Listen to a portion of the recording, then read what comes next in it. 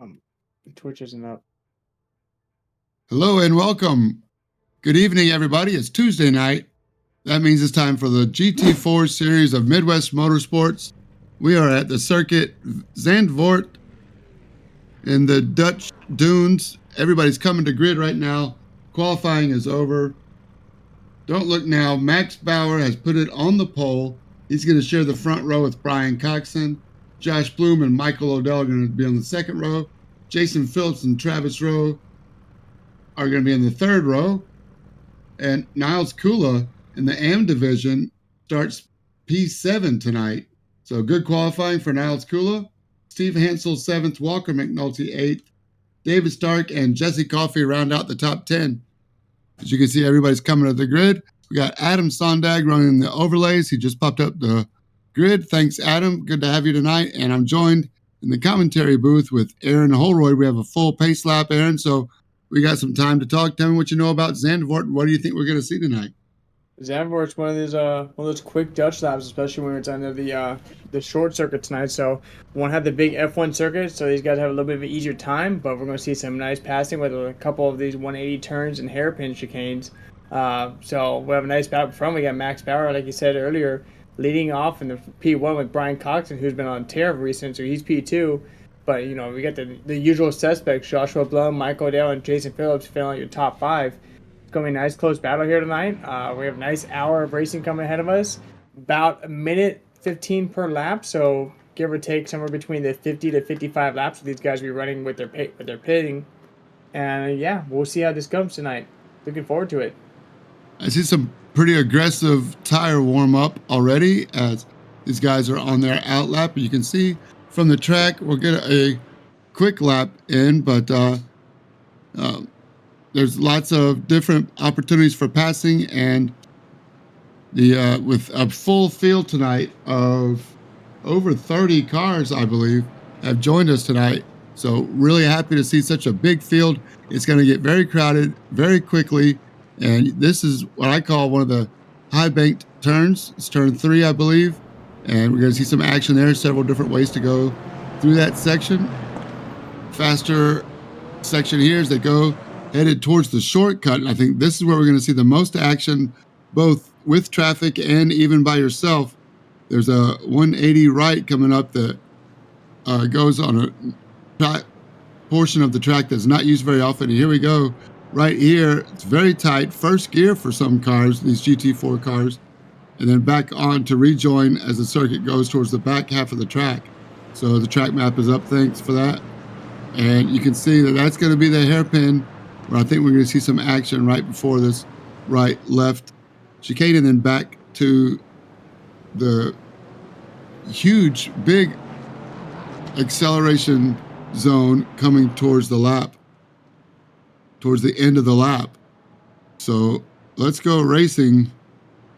These GT4s are going to tighten up. Barney's going to pull off. Max Bauer in the purple car on the inside with Josh Bloom right behind. Michael Odell's got a new paint tonight. It's throwing me off in the City Chevrolet. And then Travis Rowe, Steve Hansel, Niles Kula in the Porsche number 4. That would be Jason Phillips that's in the City Chevrolet scheme. Oh, Jason Phillips is mixing it up with some Days of Thunder. Thank you for that. There's Odell and the Aston on the outside. Thank you very much. All right, Max Bauer in the purple car. It's got the green as we pass the pit entrance. And race control, look at them all tightened up. Coming on to the front straight. Max Bauer gets on the gas, lets it rip. Michael Odell cuts Jason Phillips off early. And Max Bauer's got a good jump now on the leaders.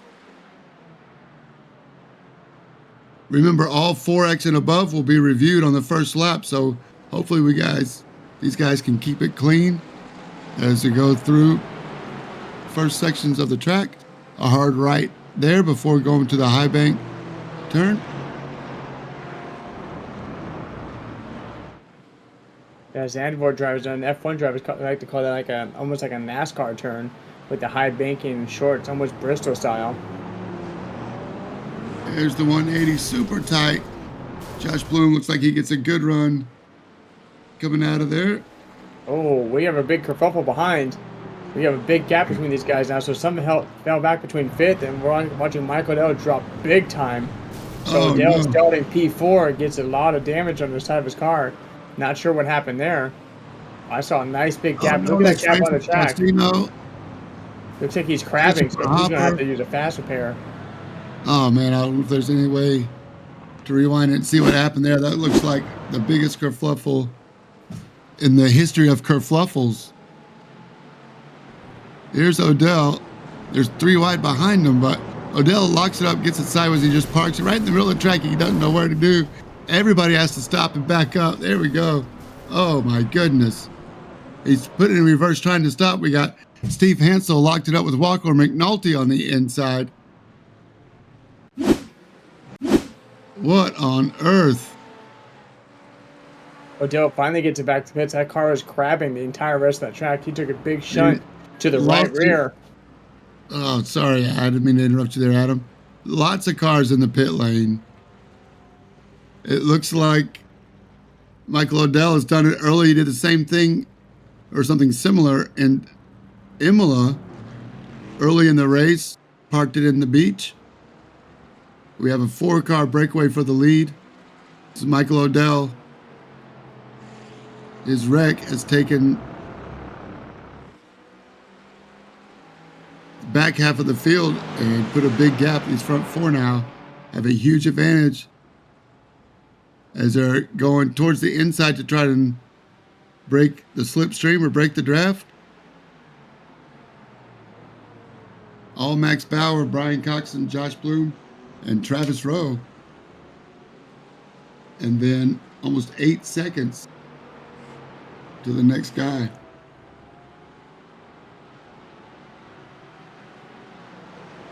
There's David Stark, and Jason Phillips has got some ground to make up. Now it's Cooler right behind him.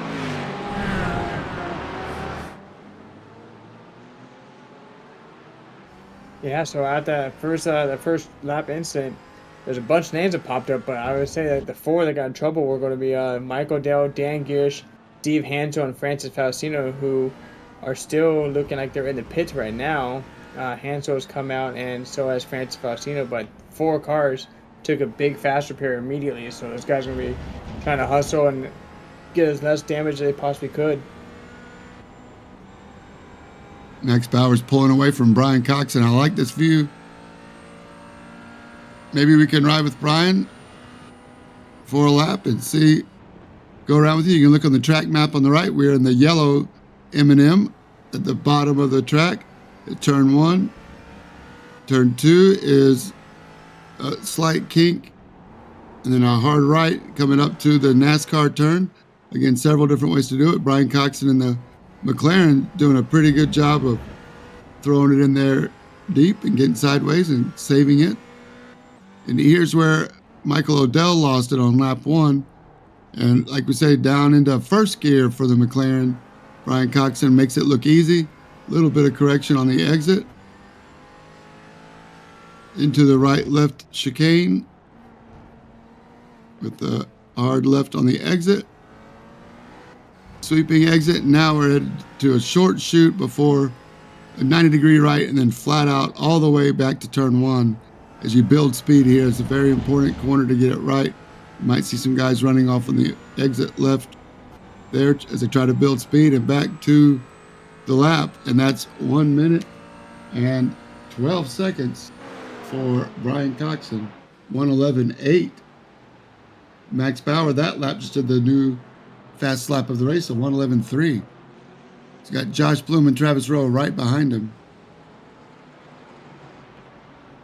Yeah, these 3 guys just need to work together and hold each other at a nice, good pace. Try to keep Bauer within their sights. Bauer's feeling real good about tonight's track. One of his near and dear to his homeland of Austria. So he's got a good feel for this track and looks to be back in his defending championship ways from last season. So if these 3 can kind of just keep an eye on him and play nice with each other, not let the back half of the group catch up with him, I think it's going to be pay off dividends in the long run.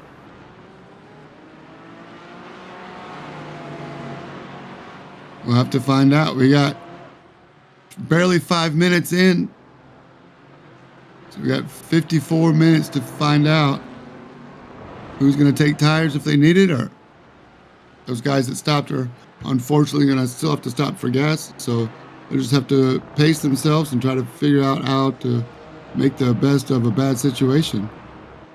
Nick Calguru currently second in the AM division, 11th overall right now. Yeah, Kaguru's sitting fourth overall in the points for the amateurs. He's about 500 off the leader of Ian Bakaitis as he gets passed right there, passing Jesse Coffey, who took that the long way around that short turn. So now he's under pressure with Justin Glickner. These guys are battling for a position in the division as well. Both these guys are pros and looking to fight with each other. They fought with each other last week for most of the track as Ooh. Glickner is taking the unconventional route, keeping his tires cool. So Jesse kind of jerked to the right, trying to take the track away from Glickner, but Glickner wasn't having it. Let's see if he can return the favor. He's going to be on the outside of this next turn coming up, but Jesse Coffey lifts and lets him have it. Doesn't want to fight that fight, but Glickner goes in the sand, in the marbles now, and has to try again to make a move on Jesse Coffey. But definitely some aggressive driving from both drivers, and I like to see it. There was no contact, but definitely body language. Elbows are up early in this race. I love the fixed camera coming right at you. Glickman seems to have a little bit of that front end damage. I'm sure that might have been part of that first lap exchange they had there between most of the field. But doesn't seem to be slowing him down too much. Maybe he has a little bit of extra braking he's got to do. He might be missing some braking points with less of the downforce coming to the front end of that car. So we'll see if he adjusts accordingly. We're only 8 minutes in, so he's got plenty of time to get to it and try to catch up these guys. We see David Stark falling under pressure with Jason Phillips, the City Mercedes, with the Chevy scheme. We'll have to get with him after that and talk about that. Trying to bring in the American car racing with the AMG. Slaps with a Chevy sticker on it. Called it good. Yeah, it's a City Chevrolet. They have a lot of their Mercedes AMGs on their pre-owned lot or their used lot. So maybe that's a dealership thing, but who knows? Hey, if it pays for a couple sets of tires, I'll put a sticker on my car. Jason Phillips has been a lot of fun in the Discord chat, keeping everybody entertained. See if he can make a move on David Stark. And there he goes, inside turn one. Stark leaving plenty of room. These guys are no strangers to each other. I think they're not giving up yet. Jason leaves room for David. David goes around and tries to cross him over on the exit of NASCAR, just like they do in NASCAR. Here we come up. The next one is that tight hairpin. So let's see. Stark breaks early. See if we can cross him over on the exit. Jason Phillips goes deep. Don't forget we got Niles Cooler and Justin Thaler working right behind him. So you don't want to lose too much ground and give Niles and Justin an opportunity to gain. Again, these guys are about 7 seconds behind Brian Coxon. So you got some work to do. Hey, question for you, James. I'll try to answer it. In your wisdom, do you believe that City Chevrolet is the actual same Chevrolet from the movie Days of Thunder that now Rick Hendrick owns? There's a Rick Hendrick City Chevrolet. And it's from Charlotte, North Carolina. So I wonder if that has any correlation. I'm sure it does back in the old Days of Thunder days, but I would almost 35 years old and just figure that out. My NASCAR history is behind me, but I think that was part of the story of Days of Thunder. It was the Hendrick correlation there. Okay. I could be wrong. We'll have to ask and find our NASCAR expert. I don't claim to be an expert in any of it, and I can get our research team on it. I just Googled City Chevrolet, and the first thing that popped up was Rick Hendrick City Chevrolet. So I'm like, I wonder if that has correlation with it. I have to do some Days of Thunder research. All good. I have to call your buddy up, Tom Cruise. Yeah, that's right. I'll give Tom a cruise later. I'll give him a call later. Is that Brian Coxon and Travis Rowe? Are they still going at it? No. There were two guys right up ahead that looked like they were battling pretty close.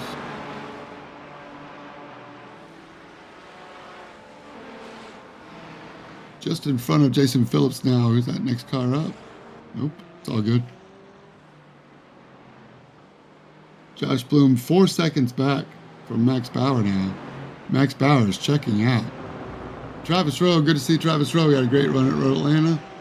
There's Brian Coxon. And our battle for 5th and 6th. All right. That car does not look familiar to me. 41.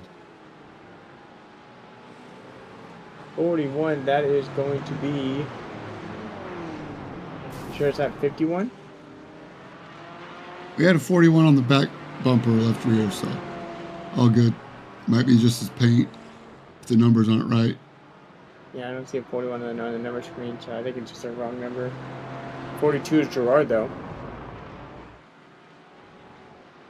Anyways, dating back to my research now, yeah, the city Chevrolet sponsor was a nod to Rick Hendrick's car dealership in real life.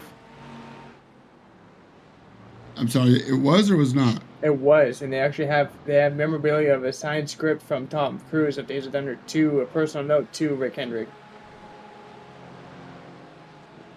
Awesome. So yeah, the 42 is Gerard. That was the one that was in the pits that we saw. Now we know. Thanks for that. My knowledge, my notebook is filling up on my NASCAR knowledge. Got something new to add to it. You never know what you're going to learn here on the Midwest Motorsports stream. We're here to educate the masses, right? That's right. Here's a battle for, I think it's 10th, 11th, 12th, 7th, 8th, 9th. Calguru, Justin Thaler, and Niles Kula. Jesse Coffey is not far behind. Glickner's another second behind these guys, so great racing. Nicholas Calguru in the Red Bull BMW. BMW battle here. Jesse Coffey has made up some ground on Calguru.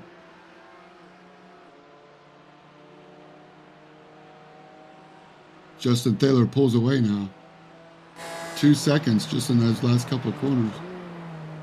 Back into turn 1.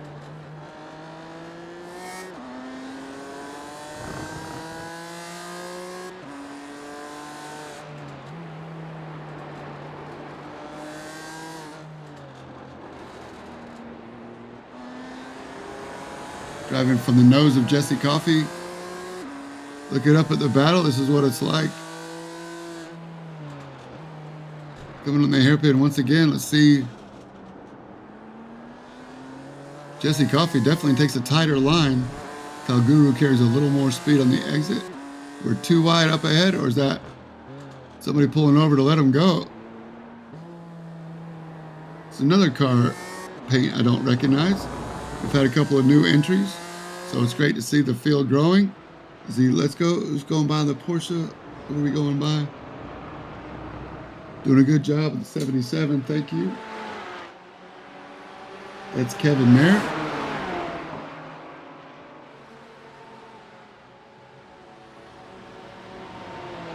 Calguru and Jesse Coffey are going at it. Coffey gets a good run. Slipstream. Now he's on the inside braking. Calguru is not going to lift and just let you go. That's going to let Justin Glickner from behind trying to figure out how I can get by both of these guys, but good defensive driving as Justin Taylor's like he's trying to get around Niles Kula up ahead, but it's hard to know who to watch. They're going side by side of the hairpin, and Justin Taylor gets him. Niles Kula goes high as Gerard Rupert spins it and does a good job of staying off track until the track is clear. So good job on you, Gerard. But Justin Thaler moved Justin Thaler up a spot. Now Niles Kula has to defend from Nicholas Calguru, Jesse Coffey, and Justin Glickner still hanging back there in 8th.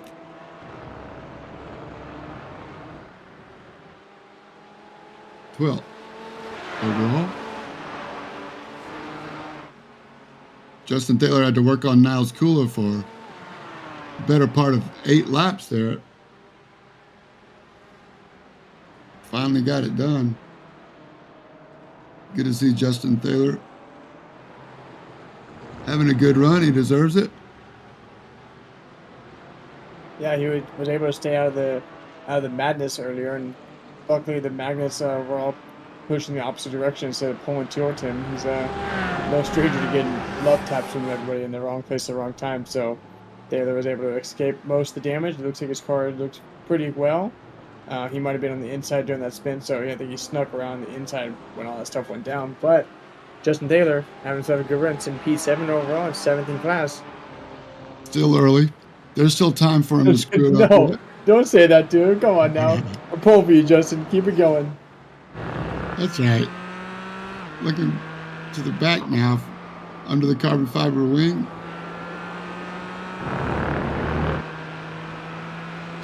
On to the main straightaway. He put some distance between him and Kula. Taylor's running about 3/10 faster than Kula as best lap, and that last lap was about equal lap timing. So he made up something somewhere and just kind of pushed Kula on the a little bit on the outside. I don't think he actually touched him, but he put the Porsche in his rearview mirror and dove on the inside and gave Kula a little scare to lock him up a little extra tighter. So Kula went on the outside, Justin tucked on the inside, and now he's trying to see if he can pull away and catch up to David Stark in front of him. He's got about 5 seconds to make up. Yeah, oh wow. Good eyes on that. Yeah, it's easy to lose half a second, even a full second in one or two corners, just one section. If you don't get a good run onto a longer straightaway, easy to do, so you can come and go. Just that easy.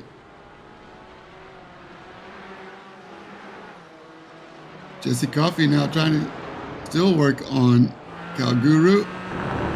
As we're coming on the front straightaway, Coffey goes inside. Calguru got a bad exit, and Glickner is going to also get by.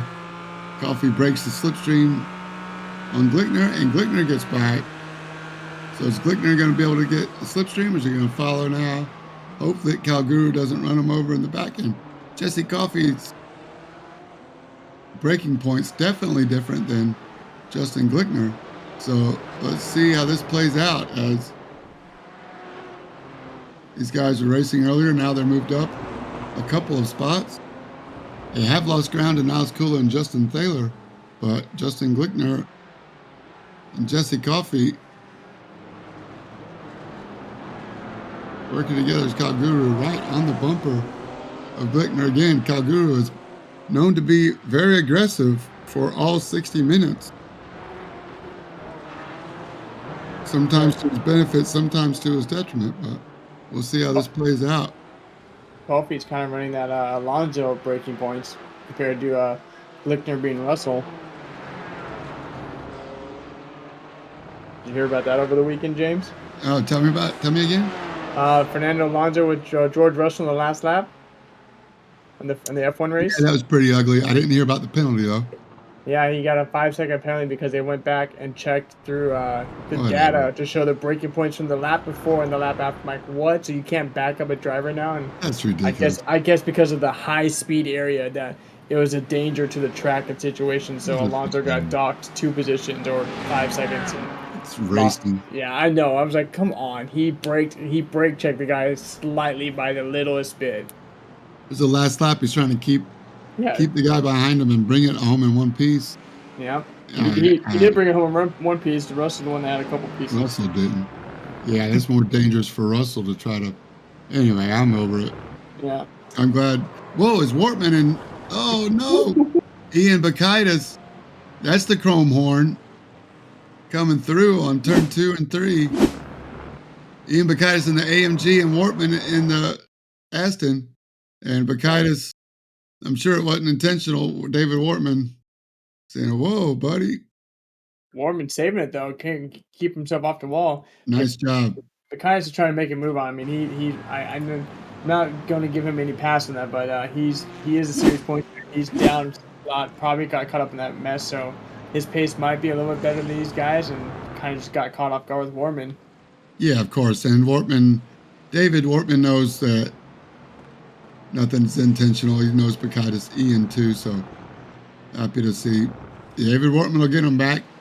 I don't think he's going to go in the pit lane and point his finger at him, but he'll definitely try to get him back maybe in this race.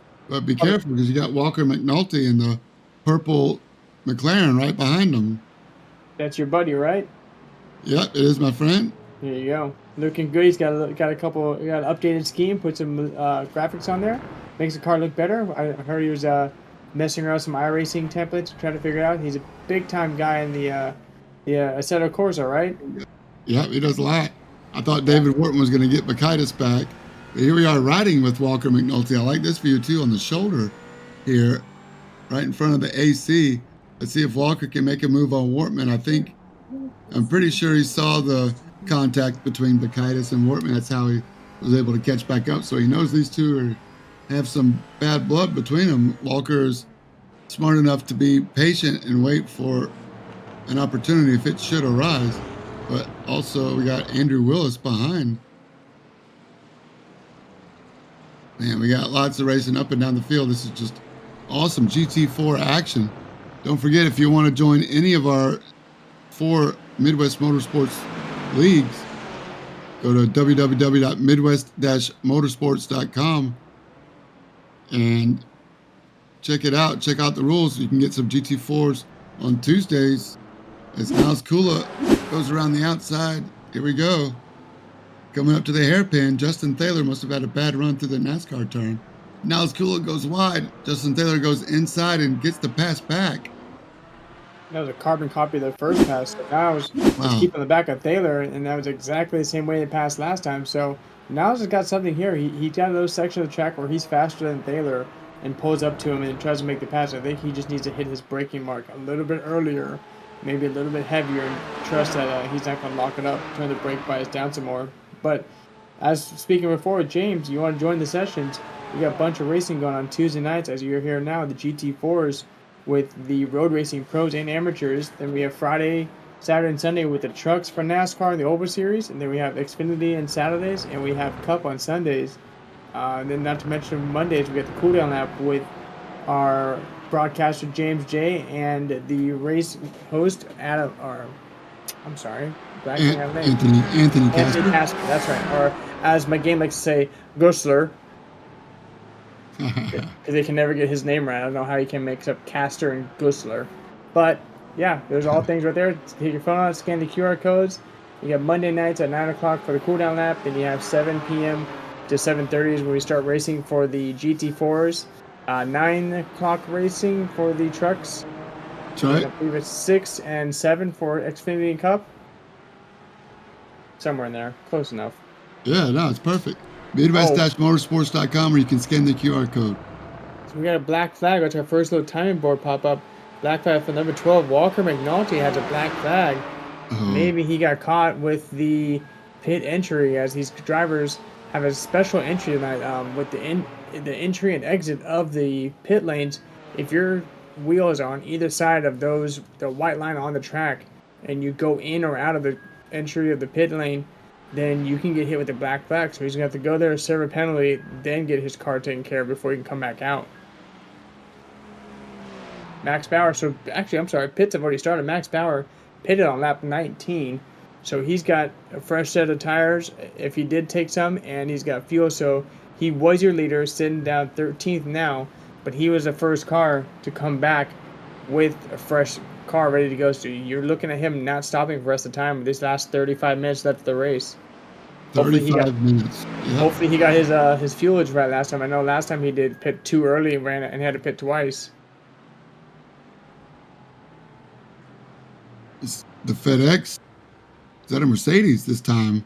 Of Dustin Reinstedt lets him go. David Wortman comes in. Wonder, maybe McNulty had some damage to repair as well. Oh, he had a meatball. So he was behind Thaler and Kula for a little bit. Must have got a section wrong and meatballed himself.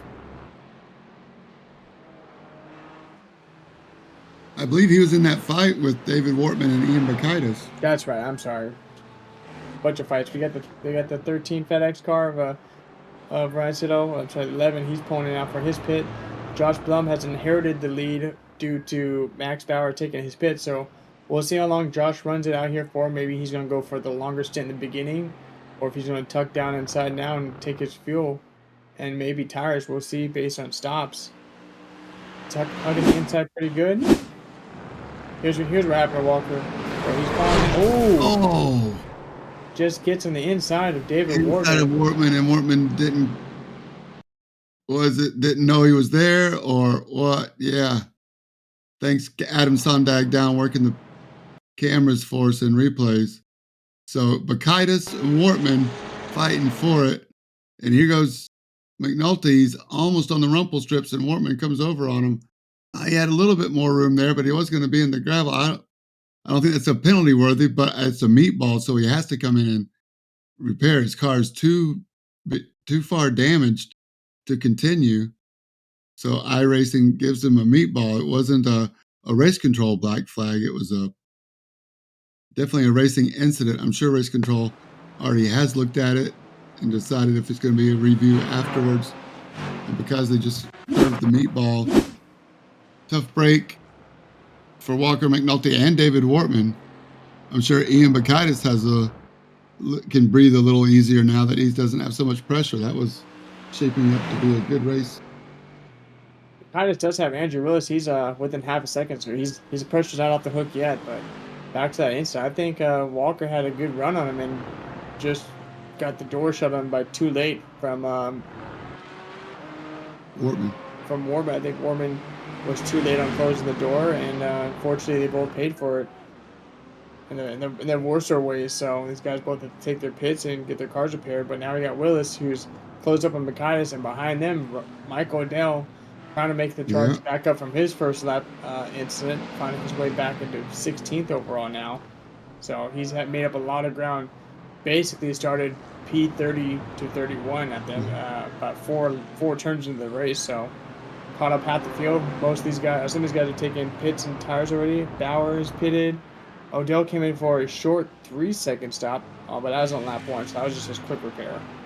So these guys still haven't pitted yet, Phillips and Stark. Yeah. And Stark got around Jason Phillips. These guys are going long. So they should come into pit about between now and 35 minutes, according to Max Bauer's stop, if you're going to stop as soon as you know you can make it to the end. Here we go with another replay, riding with Keith Hurlbut. And right behind Phillips and Stark. And he avoids running the back. Maybe he forgot where the track went. But looking at Jason Phillips' City Chevrolet logo and not the corner. I think maybe he's thinking he's an F1 car taking the big track. Right. The Grand Prix circuit. All right, so Jason Phillips comes in, but David Stark stays out. So Jason Phillips going to come in a lap earlier than Stark, maybe more than one lap. We'll see where Stark comes out. But the guys up front have not pitted yet, including Josh Bloom. There's Travis Rowe, currently second place, is not pitted. Brian Coxon currently third place without pitting. David Stark blinking around the blinking Francis Faustino. I should say flashing around Francis. Francis does the right thing, lets him go. Francis got tied up in the Michael Odell kerfluffle. So we have a kerfluffle counter for tonight. Yeah. Brendan Thayer pulls over. Sorry, I didn't mean to interrupt you, Aaron. I think, wasn't Jason Phillips, I don't think he was too far back from Bauer, but once Bauer came out of the pits, the distance between him and Phillips has grown to almost 20 seconds. So I'm pretty sure they were only within a couple of seconds. So I think Bauer did the right thing and pitted with when he might have been catching up to some traffic and just decided to take the pit earlier and had the faster guys be there. That way the fast guys are he's not closing them as fast as he is as some of the slower guys tonight. So he might have made a better choice by pitting through early. Just hoping to make sure that he had the right fuelage as he's currently sitting P8. We got a couple more guys in the pits right now.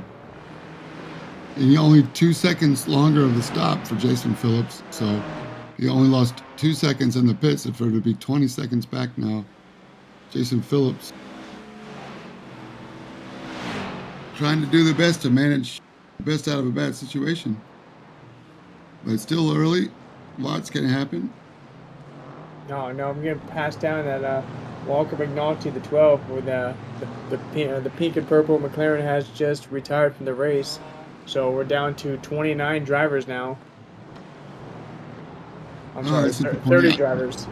I know he joined the season late, so looks like the sun's coming out on the track. So yeah, once Walker knew the race was over for him, he's not really in it for the points. It's too far back in points. So he's just going to call it a night. That's my guess. Yeah. There's Niles still holding strong. It's in P6. Your first amateur driver in position-wise. Nicholas Calgrews not too far back, but about 8 seconds. And Albert Williams, there's Ty sitting in 9th place overall. Still, guys have to pit still. P9 and up to first place, they have yet to pit. The first person who has pitted is Max Bauer, sitting in P10. And then he's got a nice big gap back to Phillips, who was also pitted. So strategies come into play here. Like you said, if we're going off of Max Bauer's timing, these guys should be coming in with the next lap or two at least, because we're getting to the 32-minute mark, almost 33 minutes. So they're basing off 35-minute distance. We'll start seeing some pits happen real quick.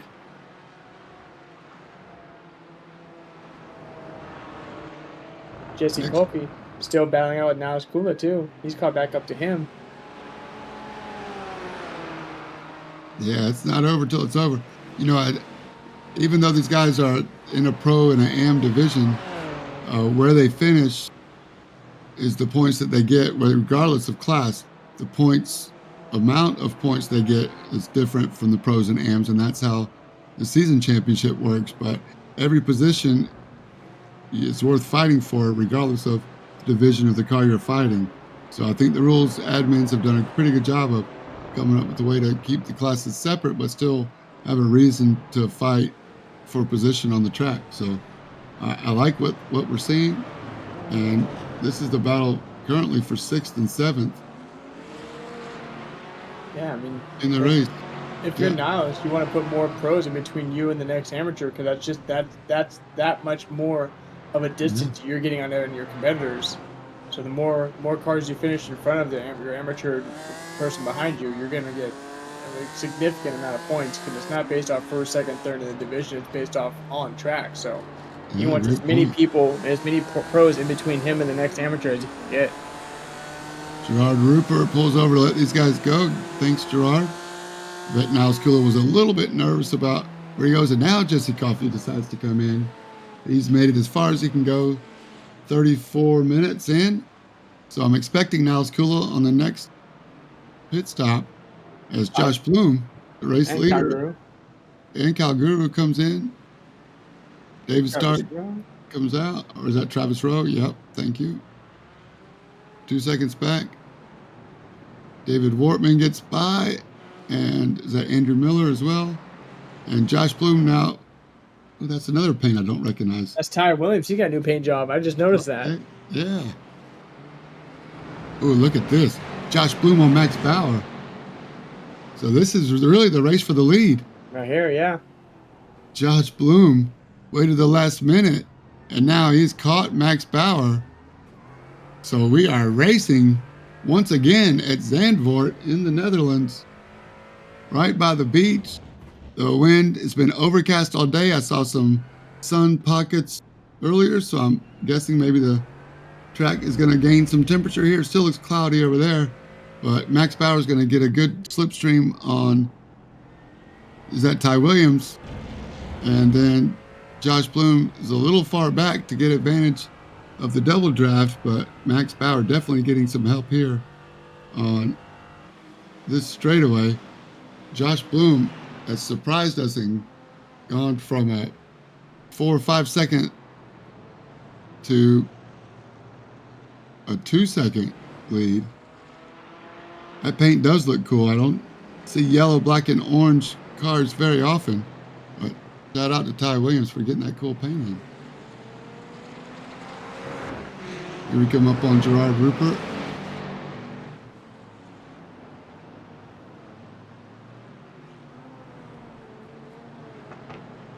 There we go. A little temperature gauge. So right now we have partially cloudy. The track temp seems to be at 92 degrees. So the track is warming up, and the overall ambient temp is 75. I see Brian Cox, and he's making his way to the pits now, darting, and right behind him is, I believe that might have been David Stark. Somebody Taylor darted right now. Montague. Taylor Montague, yep, and there comes Justin Taylor. So these guys should be the last ones left to pit. Albert Williams and David Stark, as well as Trevor McLaughlin, are the last three besides Odell, who pit on lap 1, but he's going to have to come in again. So we got about 4 guys left to pit in total. David Stark has not pitted yet, so yeah, so Stark, he's gonna cycle back. Yep. Yeah, Stark, Odell, and McLaughlin, as well as Steve Hansel and Francis Faustino. They're going to need to come in one more time. So we have 5 guys left to pit before the race is finished. David Stark's going to try to put as much of a gap as he can between him and Max Bauer.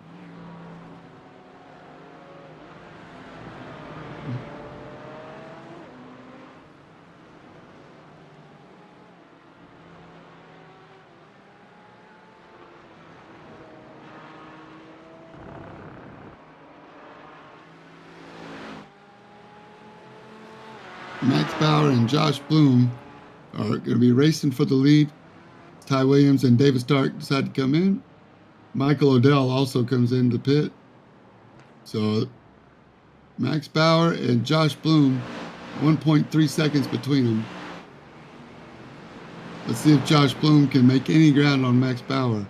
He almost had him in the overcut. That would have been absolutely amazing. He almost made it work. Max Bauer stopped super early, and then Josh Bloom stopped super late. Josh Bloom with the purple lap, 111.16 to Max Bauer's 111.18. Yeah, amazing for Josh Bloom to work through that and maybe get some better runs through traffic, knowing that he was going long. Pit cycles are going. He might have a little more differential between pace of the cars and a little better luck coming through traffic as he stays right on that inside grass on the hairpin. It's a line I don't see a lot of people doing. We're riding with Josh Bloom looking up at Max Bauer, who's in the traffic. It's a good spot for Josh to be in. I mean, he sees these cars in front of him that Max Bauer's catching, and Max is kind of catching them in like awkward spots where they're coming into chicanes or turns, and Bloom's going to be able to get closer to them during some of the straightaways. So Bauer's going to have his hands full here coming up. We got Aaron Mitchell. What's going on with Aaron Mitchell? Hugs the inside. Puts too much throttle down. Does himself a little 180 kerfuffle. Decides to bring it back around. Try to 180 again. He's going to over-rotate. Nope. Keeps it back. Stays out of the way and lets the driver pass safely. Moves himself back up to the race. But now we have Albert Williams. Problems with Albert Williams now? Yep, he's on a replay. That means something's going to happen. Yeah, just overcooked it. Maybe Doritos? You said Doritos? That's a nice new paint scheme. Trying to drift the Doritos Mercedes around the turn there. It doesn't work very well for him. Justin Shoop going through. Oh, that's coming onto the main straightaway. Oh, Shoop, there he is. That's Tower Wall. Shoop, there he is. He's gonna need some Advil after that one. Head-on collision. Gonna do the concussion protocol. I'd love to see a 73 car do a little bit better than that, but if you're gonna hold the drift there, you gotta hold it all the way, man. 73 is Aaron's number, as we know. Oval side, so we do get to have different numbers here. Some people, if I did choose to race the GT4s, I wouldn't be taking it from him. He's been the series long driver, so I'd have to pick myself a new number. Oh, good. All right, we got 4 cars coming up here right in front of our leaders. they're fighting for position. They're not just going to pull over and let Max draft by them nice and easily. So Max Bauer's got some work to do to get around. And these are fast cars in front, too. I mean, we got Andrew Willis and Ian Bakaitis. They're no strangers. And here we go. Lap traffic doing his best to stay out of the way, but definitely going to hold up. And Josh Bloom was right on his bumper. No problem from Kevin Mayer there. It's actually a perfect job of getting out of the way when, as soon as you had the first opportunity, without doing what happened at Imola, if you remember, in that high chicane, Variante Alta. On the last lap, Josh Bloom came out on the worst end of that stick, but Kevin Mayer has learned from it. They had a good chat afterwards, and all is well. Learned from it, and now Max Bauer's going to try to get by Andrew Willis and Ian Bakaitis. We know they have pace on them. However, they're in a race for position. They're not just going to pull over and let Max go. Andrew Willis might. We'll see if. Hope he lets Bloom go too, not to hold Bloom up. And then into the hairpin we go. Oh, before NASCAR. And Ian Bakaitis has got Gerard Rupert as well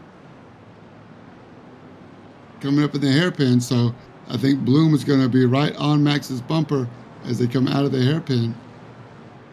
Gerard pulls over. Thank you, sir.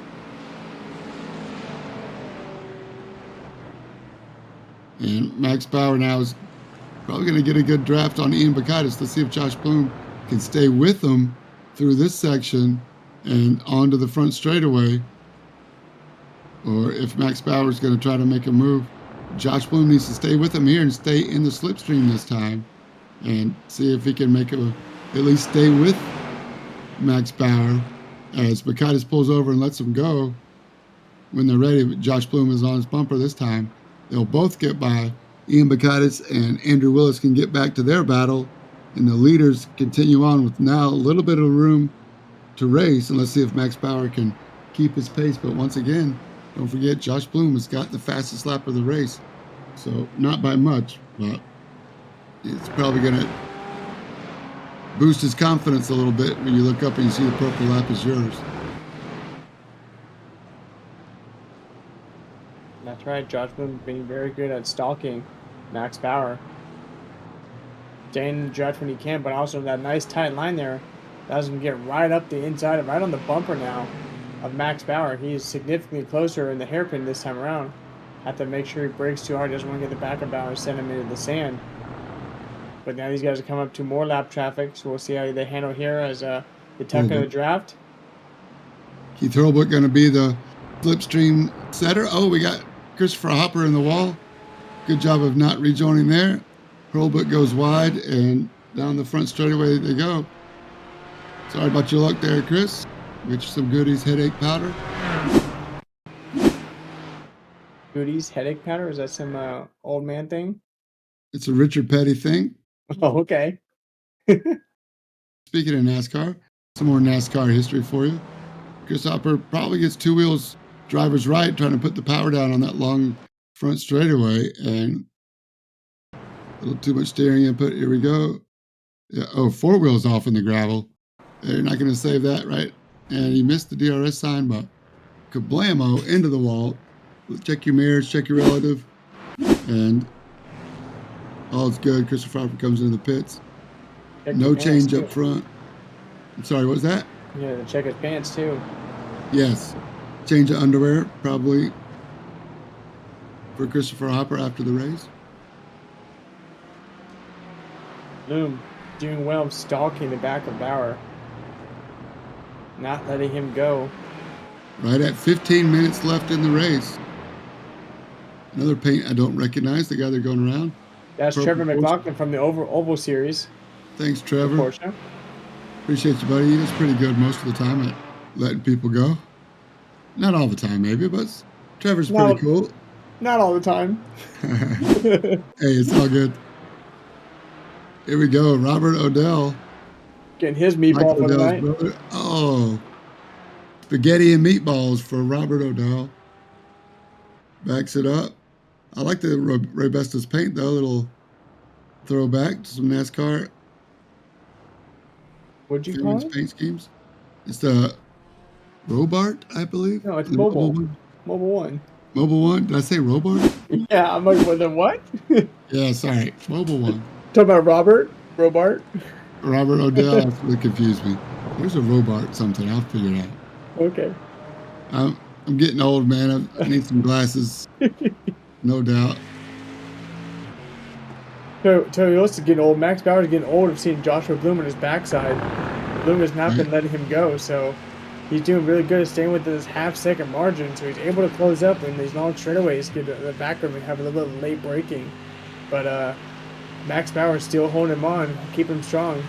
Not playing any game, just wants to keep moving forward and make sure that he gets himself clear of the lap traffic before he gets in a bad situation and makes it worse. What's great is both of these guys are hungry.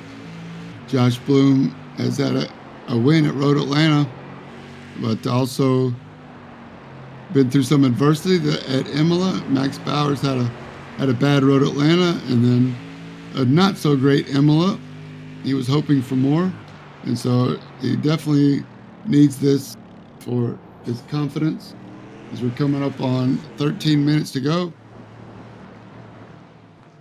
Both of these guys hungry for another good showing.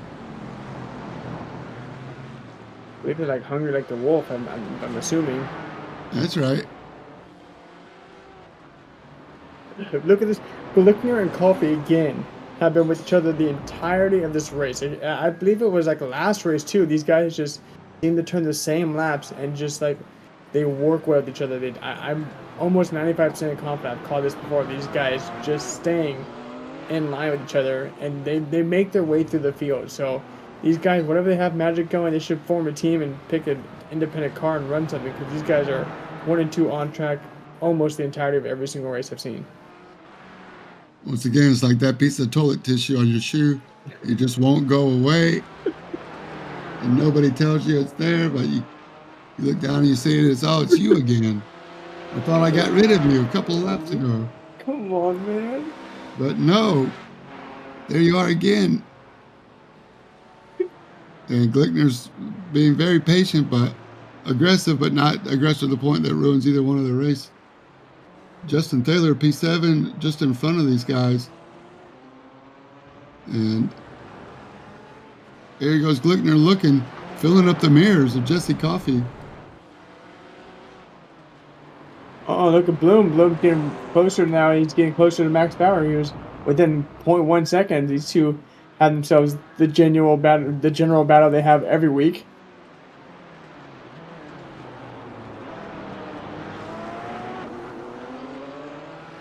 And these guys are the spaghetti meatball here. There we go. Still not able to get rid of the big Mercedes of Joshua Bloom behind them.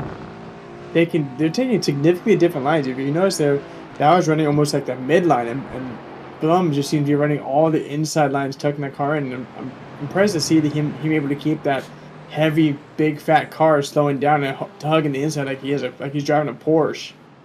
Yeah, these guys are the class of the field today, and definitely of the league. We've seen both of these guys have wins. Max Bauer's last year's season champion, also in the GT4 in the Aston Martin, so he's very familiar with the car. Both of these guys know the car's capabilities and characteristics. They've both got, I'm sure, many, many, many laps this last week. And we're coming up, like I say, on 10 minutes, and we got 4 or 5 lappers in front of us. So there's opportunity here for Bloom to pick a spot and try to take advantage, or at least, first of all, make sure he's not going to lose time. Taylor Montague, Dan Gish, and that group are right in front. So that's Steve Hansel.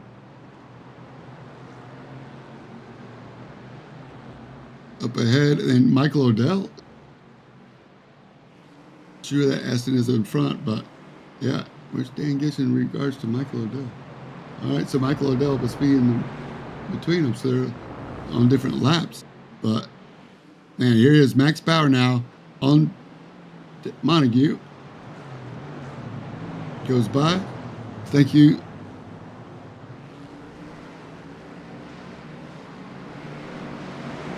Taylor Montague was our guest on the cool down lap. Monday night. So it was really fun to have him. If you are on Twitch or when it comes out on YouTube, check out the cool down lap that me and Ant Castor were able to talk to Taylor Montague about iRacing and Midwest Motorsports. Scan the QR code, it'll take you to the streams. They will take you right to the Twitch stream. But Taylor Montague, super cool dude, and we learned a lot from talking to him. We had about a 20-minute conversation with him. Everything from his favorite drink of choice and why to what he does outside of the sim rig and training for some cycling events he's got coming up. So take a listen to it. Cool down lap from the Twitch stream, Rivenvale, and the YouTube page. If you click the QR code, it'll take you right to get all the links. Taylor Montague in the AM division, having a lot of fun. He's been with us since 2021. So a long time Midwest Motorsports driver. Another good battle that's going on too. While you're talking about that, you got David Stark, Jason Phillips, and Justin Taylor. All these guys are within a second of each other. So this is a battle for P5 overall. We got a couple battles popping up all over track. We got the leaders battling. We got 5, 6, and 7. Then we have 9 and 10 and 11 battling. Sorry, 8 and 9 battling behind them. Then you have 10 and 11 battling. So a couple groups of people. Here's Niles and Nicholas. These guys are for first overall in the amateur class. These guys are battling for 1 and 2. Trying to see who's going to get their interview with us tonight. If we get one of those guys drivers. Nicholas trying everything he can to hold off Niles. Running very similar lap times. You got Niles taking the inside line. Nicholas sweeping around the outside, trying to hold the most momentum he can. And just like that, puts a nice little gap between him and Niles. Opens up to almost a second now. But takes it too wide there. Niles follows right behind him. Keeps off of Nicholas. And now with that late break, almost like I said earlier, like the Fernando and the Alonzo Williams incident, late break caused Niles to break a little bit unexpectedly. Didn't get to carry his momentum and allowed Nicholas to pull away some more. Yeah, it's so easy to lose a second in one section, a second in that section. You know, it's all good. That's why you run the whole lap, and these guys have been going at it. So the tires are at their weakest right now, and you know, everybody's tired and sweating. Their shoulders are getting tired. They wonder why they turned their force feed back up. They thought it was a good idea in practice, and now they're paying for it. And Josh Bloom still trying to figure out how he's going to get around Max Bauer. They got around Montague and Dish. Now they're working on Steve Hansel. Michael, oh, here's Max Bauer, slips up in the braking zone. They're too wide, going through 2. Steve Hansel pulls over. Man, I thought that was going to be Josh Bloom's opportunity. He decided not to, as we still have a couple of minutes to go. Man, just awesome racing with these guys. Keeping it super clean, not going to let any contact be the reason they do it. But Max Bauer definitely knows Josh Bloom is here. And it's going to be a 5-minute fight to the end. Yeah, these guys come back to lapping up to the 13th place car. Right in front of them is Michael Odell, who was sitting 4th on the start, had his lap 1 incident. So these guys have gone all the way back up to the 56th Aston of Odell, sitting P13. These guys have lapped almost 20 cars to come back to this position and keep their race going. As you see, still Blum hunting the back of Bauer. I love the chopper cam following us, taking us down the front straightaway, watching what Dan's thinking. Max Bauer has to go defensive. Bloom goes on the outside as they go too much. In the dirty marbles, tries to cross over and carry speed on the exit. Just showing an alternate line, making Max think, forcing Max to look in his mirror as they follow each other around the high side, get a good run through the banking, and now headed back towards the hairpin. Michael Odell, we know Michael Odell has pace, so I think Max Bauer is okay following Michael Odell up ahead. Tough race again for Jelly Belly O'Delly, Michael Odell. But he's not going to pull over and let him go, but he's definitely not going to get in the way He knows what it's like to be fighting for a lead like this, and what a great race. He does not want to be a factor in the race. Max Bauer gets some wheels off, throws some dust up in Josh Bloom's windshield, and around they go. Saw a safer barrier there. I didn't know they had some NASCAR technology all the way over in the Netherlands. Here we go with Kevin Mayer in turn 2, and Gerard Rupert right in front. Does he get him? Oh, and Kevin Mayer's on his lid, spinning like a top. Around and around he goes. Oh my gosh, upside down.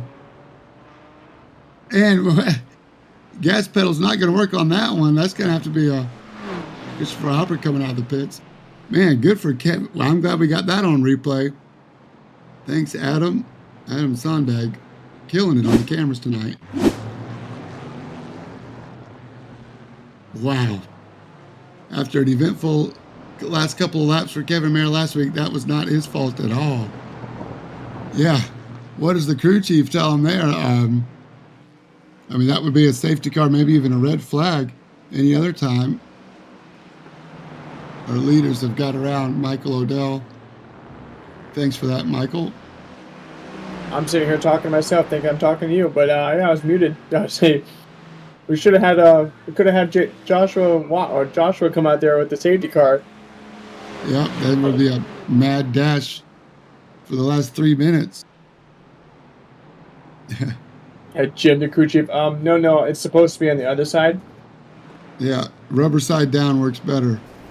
Oh, nice. Goes around. Oh no! I hope there wasn't any contact between those guys. We still have 2.5 minutes.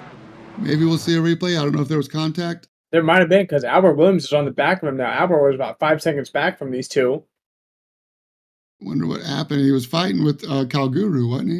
Mm-hmm. Yeah, here they go. Now it's Kula in the Porsche on the inside, Calguru on the outside. Oh, man. Bodies him. Comes over in his right rear. Niles. Not aware that the RKO was coming his way. Calguru just came over and said, sir, you can't pass me. Man, tough break, Niles. Will let race control sort that one out after the week? All right. Back to the front. Josh Bloom and Max Bauer still going at it. We got probably this lap and one more, and that's going to be it. Here it goes on the inside. Josh Bloom, side by side into turn 2 again. Can't do it. Yeah. Oh, thanks, Francis Faustino. Good looking out. Man. All right. Josh Bloom, you got to do it now, buddy. 10/10. Max Bauer, make your car as wide as possible. Into the hairpin we go. Josh Bloom once again stays tight, taking his fast line, and they both come out with some speed. 2 different cars, 2 different chassis. Been going at it for 60 minutes, did not take tires, fuel only. And they are still glued bumper to bumper, less than a quarter second. Coming up on the white flag lap. Once again, Max Bauer just throws some rocks up in the windshield for Josh Bloom. Can he do it?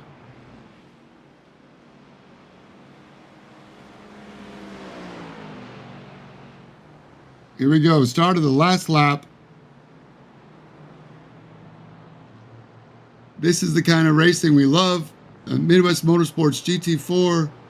And this has happened all season where it comes down to the last lap.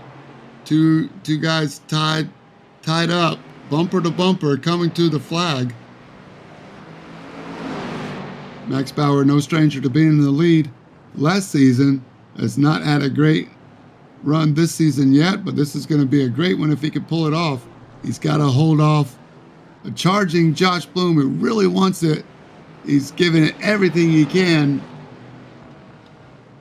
2 more corners to go. I don't know if there's another passing zone unless he can slipstream by on the straightaway. Thanks, Brandon Thayer, for letting him go. He's got to get a good run out of this next right-hander and then try to slipstream and get by the time the checkered flag comes to the stripe. So he's got to do it. He might be able to do it if they add another lap and dive bomb into turn one. Max Power's going to weave and block, but he cannot get by him. Max Power takes the win with Josh Bloom 0.177 behind. What a great race. All 60 minutes and less than 0.2 of a second separate the leaders. Travis Rowe is going to bring it home in third. Great podium for Travis Rowe. Brian Cox in fourth. David Start's going to come in P5 after being caught up in the Michael Odell wreck on lap one. Jason Phillips will be right behind him in sixth, with Justin Thaler having a great run, flashing Jason Phillips. Justin Thaler right behind him. Jesse Coffey with a great run in eighth. Justin Glickner Oh, what 10 would happen seconds to behind Glickner? him. Yeah, he got 10 seconds back somehow. And your AM winner is going to be Albert Ty Williams in his new paint. We're going to have to ask him about his paint job when he comes around, but I'm sure he's going to be happy for his second win of the season. Good run for Ty Williams. Congratulations to all the Midwest Motorsports GT4 racers.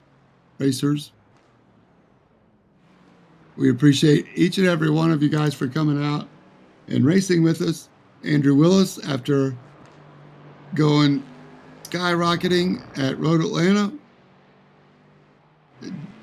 is going to have a good run at Zandvoort. So super excited to have all our racers. Stick around. We're going to see if we can find some post-race interviews. We're trying to get Max and Ty Williams up in here.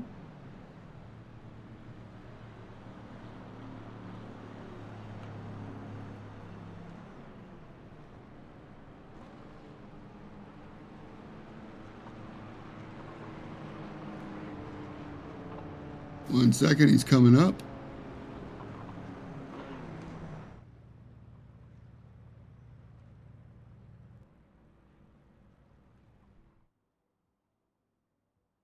Take him off of mute here. Sorry, bear with me 1 second. Hey, Ty Williams, it's James in the booth. You got us? Yeah, you got me. I do, man. I do. Hey, congratulations, man. Zandvoort track, the short track, man. You pulled off the AM win, man. How did you do it? Tell us what you saw, and if you got caught up in that lap one kerfluffle. Oh yeah, I had a monster start. In the lap one start, I think I went from 17th up to 10th. But then in that hairpin, everyone got bottled up and the leaders spun out in front of me, and I just had to park it. So I really had to drive my way up through the field, and then when I got back into that top three, ended up spinning out after taking some rear tires, and I didn't think I had a chance at all. But then the two AM leaders were getting into it, and I was able to take advantage of both of them just hard racing through those final few laps, and I really just snuck one in that last little bit, but it was Oh, super fun, and no way. You earned it, man. Totally earned I, it. I was driving my heart out because I saw that gap just getting cut down by tenths every single lap, and I'm like, I gotta get there. How well do you know the track, and did you get some practice in this week? Truth be told, I bought the track like 5 minutes before the session, and I got a little bit of practice in right before it started. But I know this track very well. I grew up playing the F1 games, and Yeah. yeah, this was one of my favorite tracks in F1 22, 23. So I did know this track quite well. So Yeah, they actually cut out the hard part during this part of the track. I think yeah, the part they cut out is one of the hardest sections. Well, that's why it's the Grand Prix circuit. But anyway, I'm here with Aaron, man. We had a lot of fun calling today. Congrats, Ty. I think Aaron wants to talk to you. Hey, Ty, Aaron here. You got me? yeah, I got you. Hey, man. So, yeah, I'm used to seeing you in the oval scheme where you see you with the snap-on tools. Tell me about your paint scheme you got for tonight. Yeah, so this is a uh Hispanic Mexican like style soda. A lot of different flavors, but it is basically my favorite drink.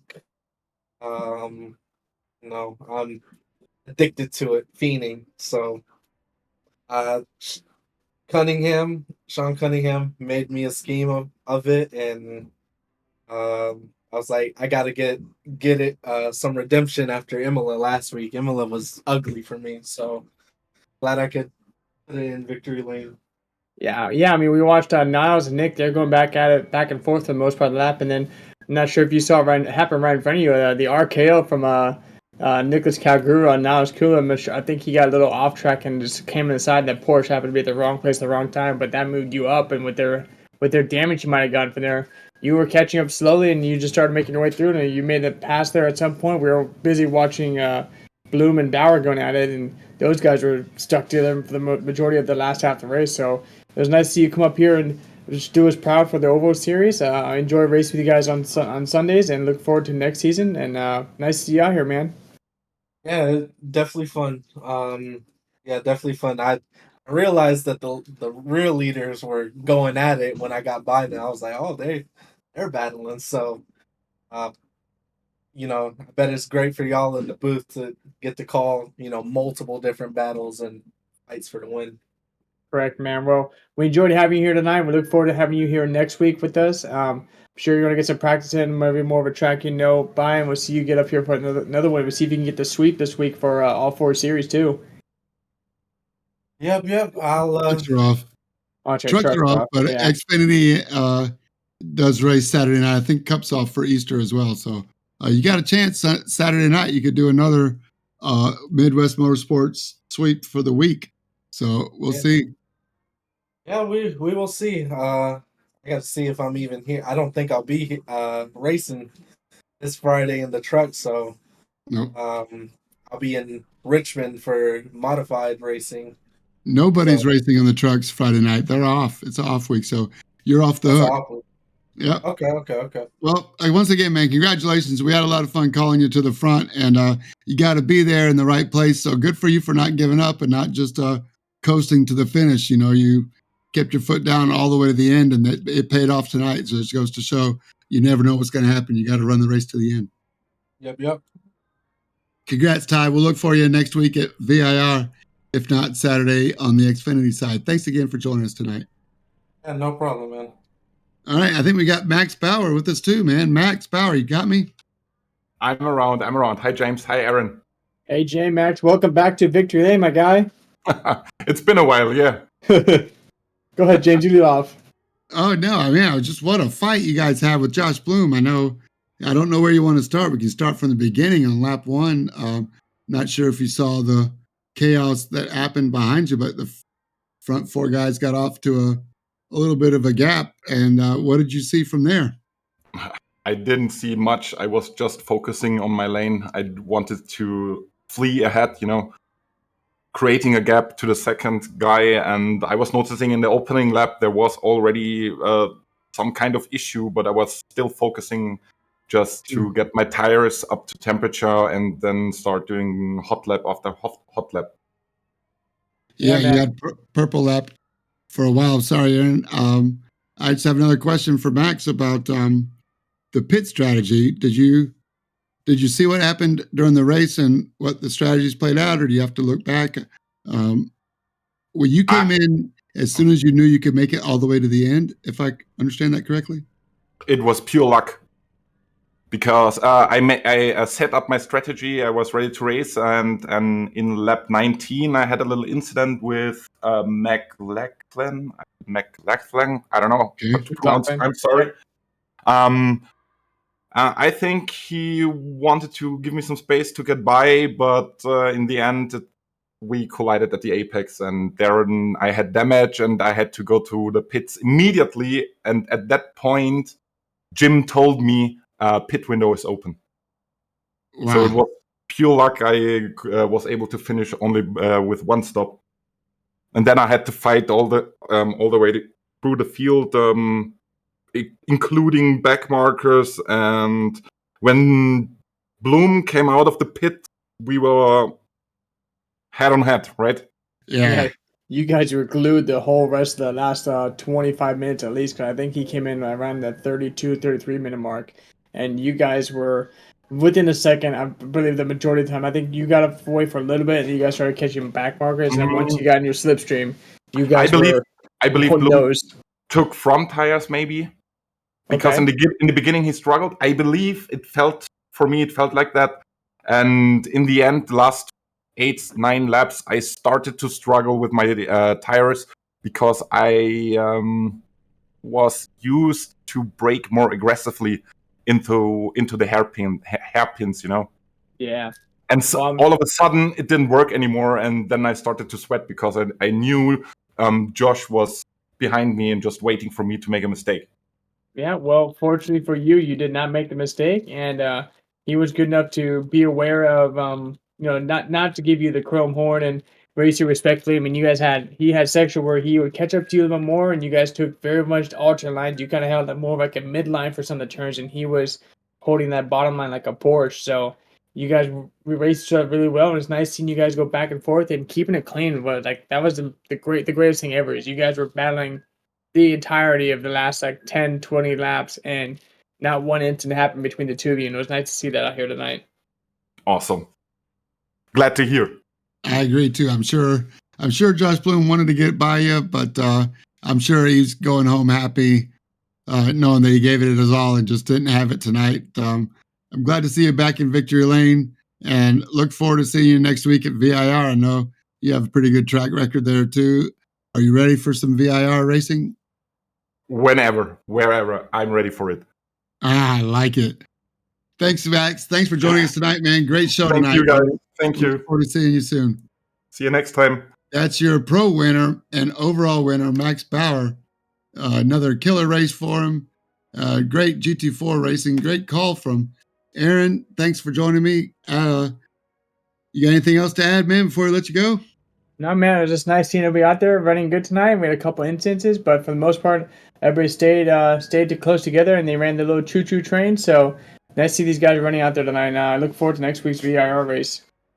I did hear from the Infield Race Center, and Kevin Mayer is okay. He has talked to his family and let them know that they're okay, that he's okay. So don't forget, if you want to learn more about the GT4 series or any of our oval series, go to www.midwest-motorsports.com or scan the QR code. Until Saturday night for the Xfinity series. And my next race call will be next Tuesday night from VAR. And we'll be here, same time, same channel. Until then, stay in your lane. We out. Choo-choo!